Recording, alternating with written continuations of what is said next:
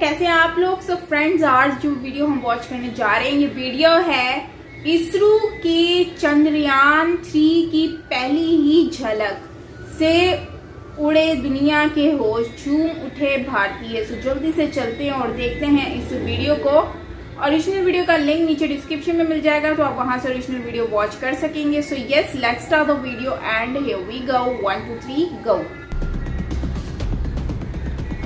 दोस्तों, इसरो एक बार फिर से नया इतिहास रचने के लिए आगे बढ़ चुका है। मैंने आपको बताया था कि इसरो के चंद्रयान 3 की डेट फिक्स हो चुकी है। 13 जुलाई दोपहर 2:30 भारत का चंद्रयान 3 उड़ान के लिए तैयार हो चुका है और ये तस्वीर देख करके आपका सीना भी गर्व से चौड़ा हो जाएगा। दोस्तों, अब जो कुछ इसरो ने दुनिया को दिखाया है उसे देख अब आप भी कहने लग जाएंगे कि अंतरिक्ष में नासा नहीं बल्कि इसरो ही है असली बॉस। दोस्तों, इसरो ने करोड़ों भारतीयों को चंद्रयान 3 की असली झलक दिखा दी है। आप जो रॉकेट देख रहे हैं वो पूरी तरह से तैयार हो चुका है और इसके ऊपरी हिस्से में छुपा हुआ है भारत का सबसे तगड़ा मिशन चंद्रयान 3। और दोस्तों, ये भारत के चंद्रयान 3 की असली तस्वीर है, जिसको देख करके ही चीन को मिर्च लग चुकी है, तो इसने नासा को भी हैरान करके रख दिया है। दोस्तों, इसरो के चंद्रयान 3 का काउंटडाउन शुरू हो चुका है। खुद इसरो चीफ ने कहा है कि चंद्रयान 3 तैयार हो चुका है और रॉकेट भी असेंबल किया जा चुका है।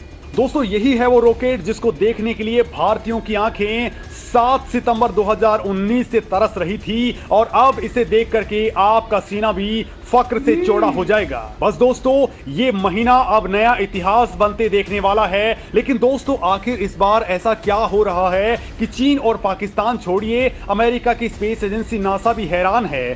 दोस्तों, अमेरिका के मीडिया ने पहली बार इसरो के बारे में कुछ ऐसा कहा है कि पूरी दुनिया हैरान परेशान है, क्योंकि दोस्तों चंद्रयान 3 के जरिए भारत वो करने वाला है जो नया ही तहलका मचा देगा। और दोस्तों, इसी दौरान इसरो ने अपने पांव पीछे खींच लिए, तो आखिर उसके पीछे बड़ी वजह क्या थी वो भी मैं आपको बताऊंगा। साथ ही दोस्तों, चंद्रयान 3 की वो बातें आपको बताने वाला हूं जो आपको हैरान करके रख देंगी। सबसे पहले दोस्तों, इस रॉकेट के बारे में बात कर लेते हैं जो चंद्रयान 3 को लॉन्च करने वाला है। दोस्तों, चंद्रयान 3 की तैयारियां इसरो के अंदर जोर शोर से चल रही हैं। चंद्रयान 3 को रॉकेट के ऊपरी हिस्से में रख दिया गया है और इसके बाद इसे असेंबली यूनिट में ले जाकर के LVM-3M4 रॉकेट से जोड़ दिया गया है। आप खुद देख सकते हैं कि भारत के वैज्ञानिक कैसे चंद्रयान 3 को जोड़ रहे हैं। दोस्तों, चंद्रयान 3 में एक स्वदेशी लैंडर मॉड्यूल LM और एक प्रपल्सन मॉड्यूल PM और एक रोवर लगा हुआ है। ये करोड़ों भारतीयों के लिए बहुत ही रोमांचक क्षण है। अब चंद्रयान 3 सतीश धवन स्पेस सेंटर से लॉन्च के लिए तैयार है। दोस्तों, चंद्रयान 3 को भारत के सबसे भारी भरकम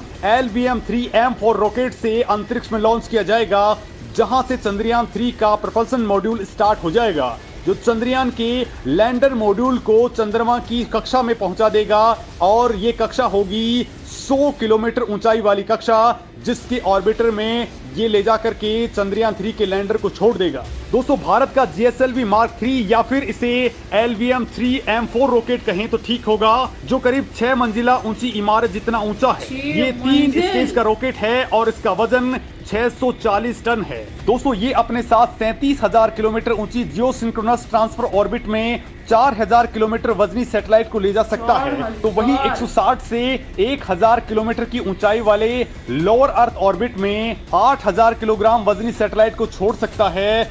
अब दोस्तों, अगर चंद्रयान 3 की बात करें तो इसका वजन है 3,900 किलोग्राम, जिसमें प्रपल्सन मॉड्यूल का वजन है 2,148 किलोग्राम, लैंडर मॉड्यूल का वजन है 1,752 किलोग्राम और रोवर का वजन है 26 किलोग्राम। दोस्तों, चंद्रयान 3 मिशन इसरो के चंद्रयान 2 का फॉलो अप मिशन है। यानी दोस्तों, चंद्रयान 2 जो आंशिक रूप से असफल रहा था, उसकी भरपाई अब चंद्रयान 3 करने वाला है। यानी पिछली बार जो गलती हुई थी उसे सुधार करके अब इसरो अपनी क्षमताओं को दिखाने वाला ये मिशन लॉन्च कर रहा है। चंद्रयान 3 मिशन में दोस्तों इस बार एक लैंडर और रोवर जा रहे हैं। चंद्रयान 2 की तरह इसमें ऑर्बिटर नहीं होगा, क्योंकि चंद्रयान 2 का ऑर्बिटर इस वक्त चंद्रमा की चारों ओर कक्षा में चक्कर लगा रहा है। दोस्तों, चंद्रमा पर जाकर के भारत का चंद्रयान 3 कई मिशंस को अंजाम देने वाला है, जिसमें पहला है चंद्रमा पर पड़ने वाली रोशनी और रेडिएशन का ये स्टडी करेगा। दूसरा, चांद की थर्मल कंडक्टिविटी और तापमान की भी ये स्टडी करेगा। तीसरा, लैंडिंग साइट के आसपास भूकंपीय गतिविधियों का स्टडी भी चंद्रयान 3 करने वाला है।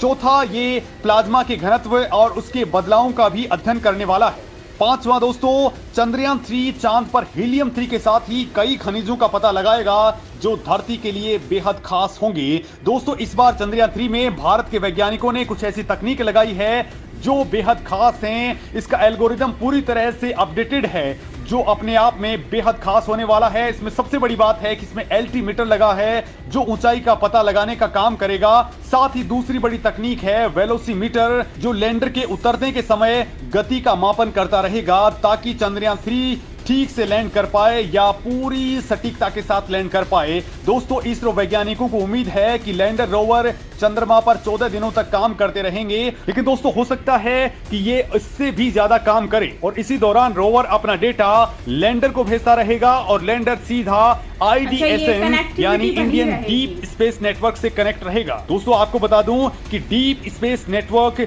वो नेटवर्क होता है जो पूरी धरती के ऊपर लगा हुआ होता है और इसके जरिए दोस्तों भारत लगातार अंतरिक्ष के डेटा को अपनी ओर खींचता रहता है। और दोस्तों, ये IDSN चंद्रयान 2 के ऑर्बिटर के साथ भी कनेक्ट रहेगा जो बैकअप के तौर पर चंद्रमा की कक्षा में मौजूद है। यानी दोस्तों, चंद्रयान 3 के मिशन के साथ ही इसरो पूरे वर्ल्ड में एक लंबी छलांग लगाने के लिए तैयार है। अभी तक दुनिया के केवल 3 ही देश चंद्रमा पर सॉफ्ट लैंडिंग कर पाए हैं और ये देश हैं अमेरिका, रूस और चीन। इसके बाद भारत ऐसा करने वाला चौथा मुल्क बन जाएगा। और दोस्तों, ये मिशन इसलिए भी खास है क्योंकि इस मिशन को पूरा करने के लिए चांद की उस जगह को चुना गया है जहां पर अभी तक कोई भी देश नहीं पहुंच पाया है, यानी चंद्रमा का दक्षिणी ध्रुव, जिसका मकसद चंद्रमा के बारे में महत्वपूर्ण जानकारी जुटाना है, ऐसी खोज करना है जिससे भारत के साथ पूरी दुनिया का भला हो सके। दोस्तों, इसरो चंद्रयान के जरिए कुछ ऐसा करने जा रहा है जिसने पूरी दुनिया की सांस को हलक में अटका दिया है। और इसके लिए दोस्तों आप बस इतना समझ लीजिए कि कभी इसरो का मजाक बनाने वाले अमेरिकी अखबार न्यूयॉर्क टाइम्स ने भारत के अंतरिक्ष मिशन को लेकर के जबरदस्त तारीफ की है। न्यूयॉर्क टाइम्स ने कहा है कि भारत आज 140 स्पेस टेक स्टार्टअप्स का घर बन चुका है और जल्द ही भारत चीन को पछाड़ देगा।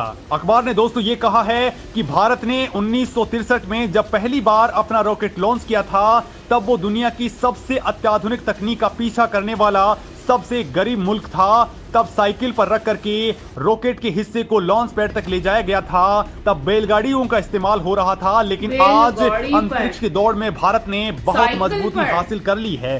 भारत में स्टार्टअप्स की रफ्तार बेहद विस्फोटक है और इसके पास एक बड़ा बाजार भी बन चुका है। बड़ी बात तो यह है कि कोरोना से पहले केवल 5 स्टार्टअप्स थे, लेकिन आज की डेट में ये 140 को पार कर चुके हैं। दोस्तों, NYT के मुताबिक इसरो ने बेंगलुरु, हैदराबाद, पुणे के साथ ही कई जगहों पर 400 से ज्यादा प्राइवेट कंपनियों को तैयार कर लिया है और बड़ी बात यह है कि हर कंपनी अपने अपने क्षेत्र में माहिर है। भारत के स्पेस स्टार्टअप्स ने 1 साल के अंदर ही $120 मिलियन जुटा लिए हैं और करीब 95% की सक्सेस रेट के साथ ही इसरो ने सैटेलाइट्स के लिए बीमा की लागत को भी बहुत कम कर दिया है। भारत आज दुनिया का सबसे भरोसेमंद लॉन्चिंग डेस्टिनेशन बन चुका है और अब भारत चंद्रयान जो है 4th कंट्री बनने जा रहा है जो कि चांद पर जो है वो अपनी तहकीक के लिए जा रहा है। 13 जुलाई भारत की हिस्ट्री का अहम दिन होने वाला है और तो और 13 तारीख जो है 13 जुलाई उसमें भारत का एक बहुत बड़ा प्रोजेक्ट है जो स्टार्ट होने जा रहा है, जो कि एक बहुत बहुत बड़ी बात है। भारत 4th नंबर पर आ रहा है दुनिया में। टेक्नोलॉजी जैसे जैसे बढ़ती जा रही है, रिसर्च बढ़ती जा रही है, काम बढ़ता जा रहा है, तो उसी के साथ साथ अगर हम देखें तो भारत में काफ़ी चीज़ें जो है वो इम्प्रूव होती दिख रही हैं। और तो और जो है वो उसी में ही दुनिया जहाँ पर दौड़ भाग लगा के बैठी है वहीं पर ही भारत भी रेस में कम नहीं है, आगे निकलता जा रहा है। चाइना, रशिया और दूसरी कंट्री के साथ साथ जो है वो भारत भी अब शामिल हो रहा है और अब वो ऐसी जगह पे स्पेस बना रहा है जहाँ पर कोई और कंट्री नहीं है, क्योंकि वहाँ तक कोई पहुँचा ही नहीं होगा। और इन्होंने यही सोचा है कि यहाँ पर रिसर्च करके कुछ डिफरेंट चीज़ें हम रिसर्च कर पाएंगे। अच्छा, एक वक्त ऐसा था जब जो है वो साइकिल पर इंडिया ने अपना फर्स्ट जो है वो ये सारी रॉकेट वगैरह लेकर आए थे और इसका सिस्टम बनाया था। और आज देखो टेक्नोलॉजी कितनी बढ़ गई है, इम्प्रूवमेंट आ गई है, इतनी एडवांस सारी चीज़ें हो गई हैं। लेकिन अगर देखा जाए तो उस टाइम पर भी इंडिया के पास इतना, शायद मेरे ख्याल से उतना पैसा नहीं था, यहाँ इतना वो अफोर्ड नहीं कर सकते थे साइकिल्स, तभी तो वो इन सारी चीज़ों पर आते थे। लेकिन आज के दौर में देखें तो इंडिया इतना पावरफुल बन चुका है कंट्री कि उसके पास इतना कुछ है अपनी लगाने के लिए, रिसर्च के ऊपर लगा रहा है और जो है वो इतनी हैवी टेक्नोलॉजी लेकर आ रहा है कि अगर हम देखें तो इतने किलो, मतलब कि 4-5 हज़ार किलो जो है वो आप वो साथ में लेकर जा सकते हो, वो भी आसमान में। मतलब कि यार कोई मजाक नहीं है, चांद पर लेके जाना कोई मजाक नहीं है।